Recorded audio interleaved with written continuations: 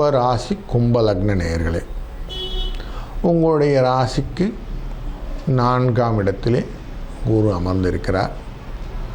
உங்களுடைய ராசியின் 12ஆம் இடத்தையும் குரு பார்க்க இருக்கிறார். தன்னுடைய பார்வையினாலே உங்களுடைய ராசியின் 8ஆம் இடத்தை பார்க்க இருக்கிறார். இப்போ ராசியின் 8ஆம் இடத்தை பார்ப்பவர் 10ஆம் இடத்தை பார்க்கிறார், 12ஆம் இடத்தை பார்க்கிறார். 8, 10, 12 இந்த பார்வை எப்படி இருக்கும்னு சொன்னாக்கா, உங்களுடைய வருங்காலத்திற்குரிய சேமிப்புகளை கொஞ்சம் கரைப்பதற்கான வாய்ப்புகள் உண்டு. இதை மைண்டில் வச்சுக்கோங்க. எனக்கு கொஞ்சம் சேமிப்பு கரைவதற்கான வாய்ப்புகளை கொடுக்கக்கூடிய இந்த சூழ்நிலை இருக்குது. எப்படி குறையும் அப்படின்னாக்கா, உடல் உபாதைகளை கொடுக்கும். வீடு, வண்டி, இதெல்லாம் மனை அப்படின்லாம் சொல்கிறோம் இல்லையா, இதெல்லாம் கொஞ்சம் செலவு வைக்கும். தேவையில்லாத பயணங்களை ஏற்படுத்தி அதில் சச்சரவுகளை ஏற்படுத்தி ஒரு சிக்கலை உண்டு பண்ணும்.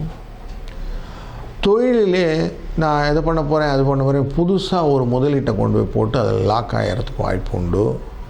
அதனால் கொஞ்சோன்னு பேருக்கு சொன்னால் நிறைய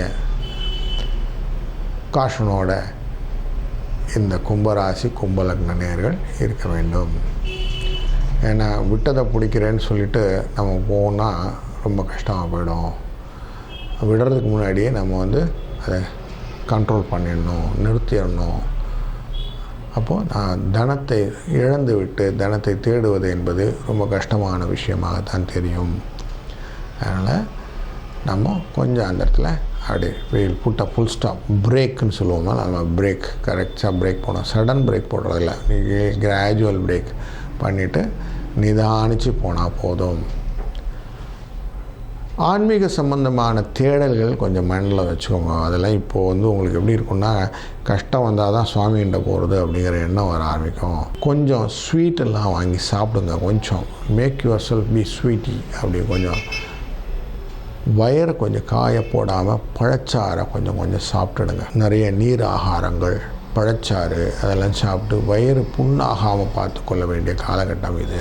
ஏன்னா அடுத்து தடான்னு செலவுகள் வரும்போது உங்களுக்கு அந்த ஆன்சைட்டி, சாப்பிட்ற ஃபுட்டு உடைய அந்த டயட்டிங் அப்படிலாம் கொஞ்சம் டைமிங் மாறிடும். அதனால் கொஞ்சம் அந்த ஃபுட் ஹேபிட்டை கொஞ்சம் கரெக்டாக லைன் அப் பண்ணிவிடுங்க.